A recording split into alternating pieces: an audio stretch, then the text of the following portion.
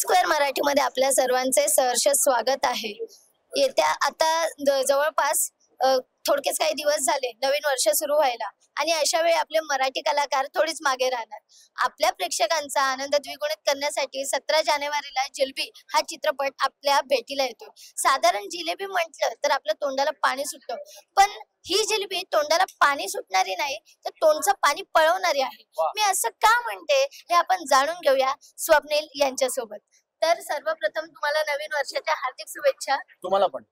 आता जसं समांतर आहे, वाळवी आहे, यामध्ये स्वप्नील आम्हाला वेगवेगळ्या भूमिकेत आणि या चित्रपटातील भूमिका तर पूर्णपणे वेगळी।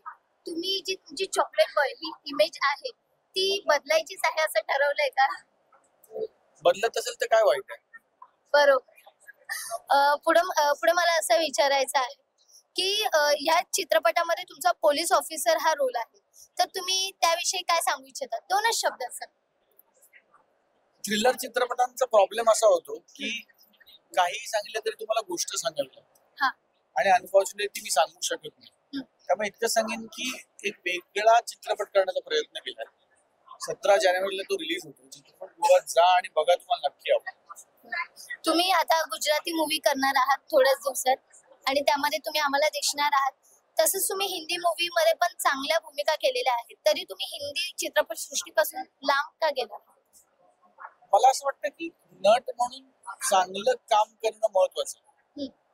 स्पेशली आत्ता हिंदी सिनेमा, मराठी सिनेमा या लाईन्स ब्लर होत आहेत। चांगला सिनेमा महत्वाचा आहे, कारण मराठी चित्रपट पण जगभर बनले, साऊथचे चित्रपट पण आपण मराठीत बघतोय। सो आता इथला सिनेमा तिथला सिनेमा असा राहिला नाही। आपण मनी हाइस्ट सारखी वेगळ्याच जगातली, वेगळ्या देशाची सिरीज पण इकडे बघतोय। आपण स्पीड गेम्स बघतोय। सो लाईन्स आर ब्लरिंग आणि it's only about good content and bad content. मराठीमध्ये खूप चांगलं कॉन्टेंट बनतंय, तर फक्त एखादा बॉक्स टिक करायला हिंदी सिनेमा करण्यात काही मला रस नाही। चांगला चित्रपट, चांगली भूमिका तर नक्की आवडेल, पण त्याचा अट्टहास नाही। या चित्रपटामध्ये माझ्या चार्मिंग फेसवर तुम्ही जाऊ नका प्लीज। फक्त म्हणजे सुरुवात जर मी केली तर मुळासकट सगळं बाहेर काढू, असा तुमचा डायलॉग आहे। पण तुम्ही नेहमी आम्हाला हसत खेळत एकदम चिल मध्ये दिसता, तर म्हणजे प्रत्यक्ष आयुष्यात कधी चिडतो का स्वप्नील? किंवा जर चिडला तर त्याचं स्वरूप कसं असतं?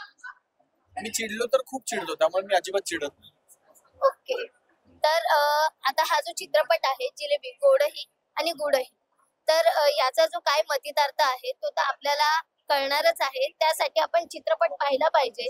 तर 17 जानेवारी ही तारीख लक्षात ठेवा। सर्वांनी या दिवशी आपल्या जवळच्या चित्रपटगृहात नक्की हा चित्रपट बघा। मनापासून धन्यवाद। धन्यवाद।